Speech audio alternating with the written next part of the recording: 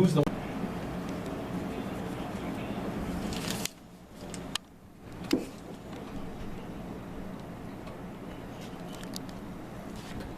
Indeed, he timed it well. Bad timing for Dustin Keller, however. This is Houston Game Day on ESPN 97.5. Again, a very special episode. It's Rock the Mic Week.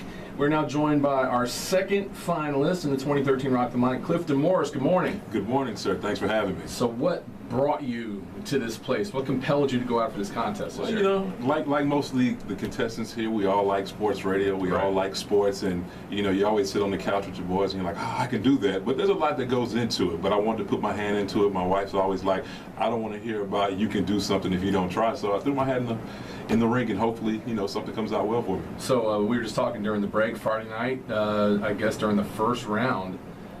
You had some questionable questions, it sounds like. Well, I think we all were thrown for a loop. Obviously, if you listen to the Blitz, AJ and Fred, there's some different guys. Even though they talk a lot about sports, they also talk a lot about a lot of different things.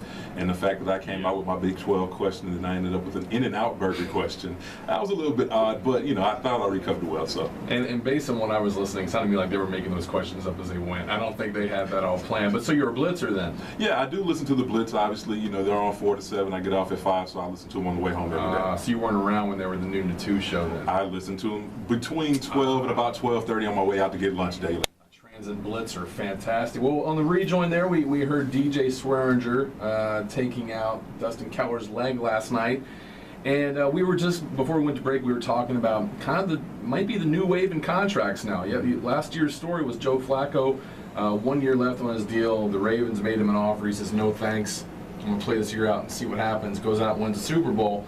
Last night, we have the other side of the coin, Dustin Keller on a 1-year deal. The guy who's been a fairly productive, given he was a Jet, with no quarterback for however long. And effectively, his career might be done. Well, I think you have to know your talents, and I think you have to know your worth. Obviously, Dustin Keller, when he was with the Jets, was a good target for Mark Sanchez, but at the same time, as a tight end, are you going to get that big money if you try to get a multi-year deal? Or are you going to take that 1 year, as you said, for $4.2 million and then try to parlay it into something longer? As a quarterback, that's different because a lot of what you do depends on your talent, as opposed to a tight end depends on how you get the ball or when you get the ball. It really would have been interesting to see what type of numbers Keller could have put up with Tannehill. Tannehill obviously started very well last season. He looked like one of the big rookies. He didn't get a lot of publicity with the RG3s and the Andrew Lucks of the world, but I think he's just as talented as any of those guys. If he ever finds his own, I feel like those two could have been a huge match made in heaven, especially with Mike Wallace on the other side to deflect attention from Keller. And the question about Tannehill, and it's just an automatic question. Everyone's looking at all these quarterbacks the same way. Do they fall victim to the sophomore slump?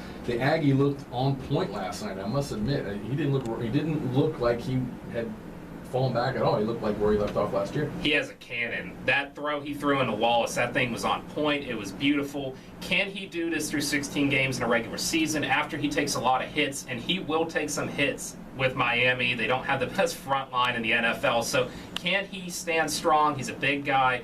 It remains to be seen, but I think he has it in the long haul. Yeah, I don't see Tannehill falling to the sophomore slump simply because he's a traditional quarterback, a pocket quarterback. Yeah, he may get pounded by, the defensive side because his offensive line is a little bit weak, but he can throw the ball down the field, and hopefully he can start checking down quicker, hitting some of those underneath routes and save some of that pressure that's going to be coming up the middle line. It's funny in baseball with all the new pitches and the gyro ball and the splitter, the toughest pitch is still always good fastball located. In the NFL, we look at all these nouveau offenses. You look at the Wildcat, you look at the pistol, you look at the draw, the quarterback draw.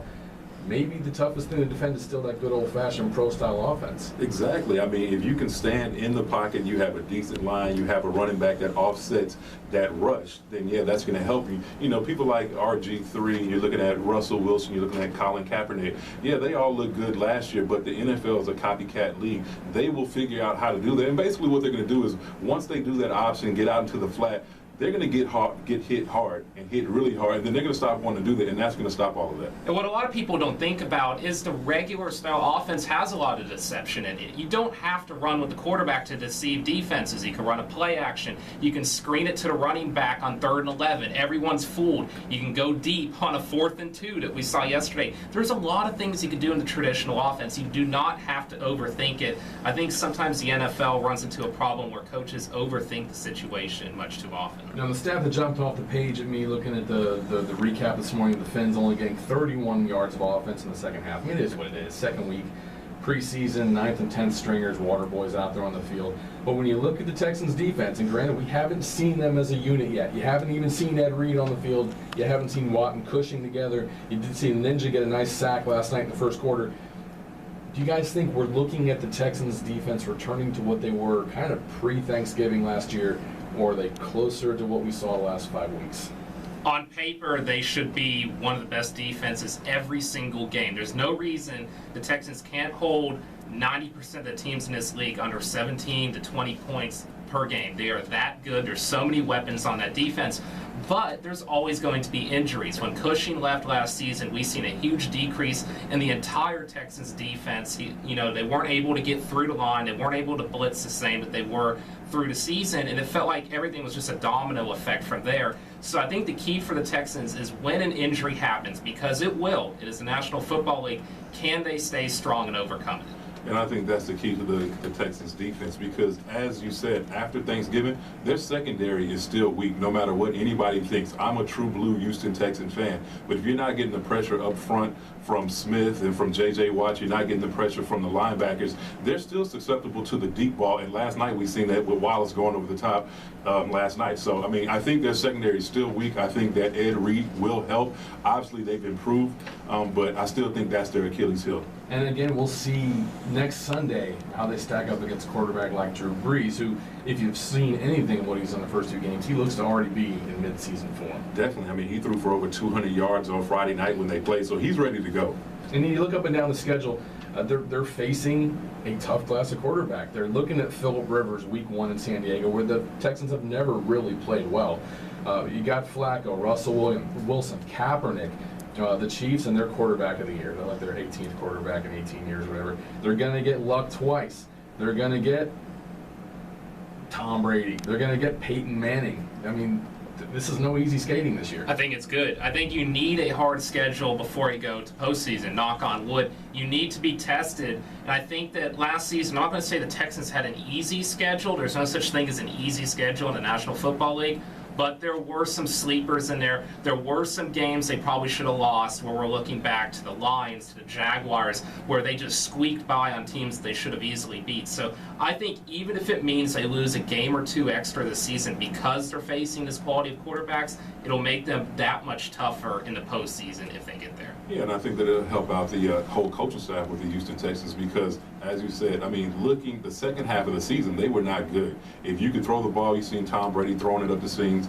Fortunately, when they went up to Denver, they were able to make some key plays down the stretch to take out Peyton Manning, whom they never had success against. But then they go up to Indianapolis, and they still haven't won there. They let Luck take them down, and that's what you see with a quarterback who can stand in there against them and make the proper read. We've looked at the Texans, especially last year, as we're going game by game, looking at how they perform coming off bye weeks. This year, week 9, they're coming off a bye week, not only off of a week off, but also a prime-timer against Indianapolis, a team that has never really performed well in prime time, and for whatever reason, they've never seemed to come prepared off of a bye week, whether it's in the playoffs or mid-season. Is this an administrative thing? Is this on Kubiak, or is it just a player thing? I clearly think it's a Kubiak thing. I don't think that Kubiak gets them ready, and I think that Kubiak is afraid of the bright lights, and we've seen that time and time again. I don't know if it was last year or the year before when they played Baltimore in prime time, and he comes out in his own end zone or near his own end zone and throws like a little flare pass. It gets picked off, and they go back the other way. And you see that every time that they get in a big game, he starts to go away from what he does. I believe Kubiak's too conservative, but at the same time, I think that when the bright lights come on, he wants to show that he's more than what he really is, and then he goes out of his comfort zone, and that reflects what the players do. I think the Texans need to find a new offensive weapon from week to week. There's a lot of guys on this offense that can make plays. We saw Lestargi make a huge play last night. He's just one of the many. It doesn't always have to be DeAndre Hopkins. It doesn't have to be Andre Johnson. It doesn't have to be Arian Foster. They need to get everybody in the game. They need to use their tight ends. Tight ends becoming definitely a much bigger position out of the passing game in the NFL right now. And I would love to see this passing game open up more this season. You can say what you want about Shaw. He still can hit receivers down the field. He has a great arm. I think mixing up the offensive game plans, getting these guys in different roles constantly to be deceptive against defense is important to let them shine.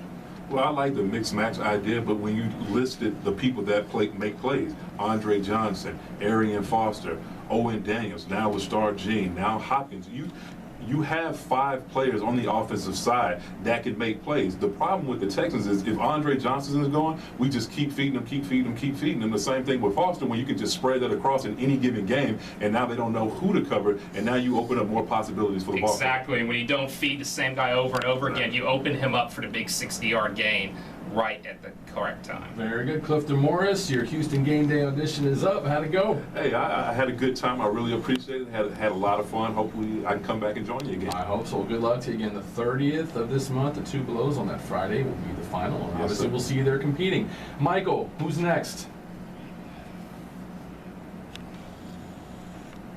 Ryan Crochet.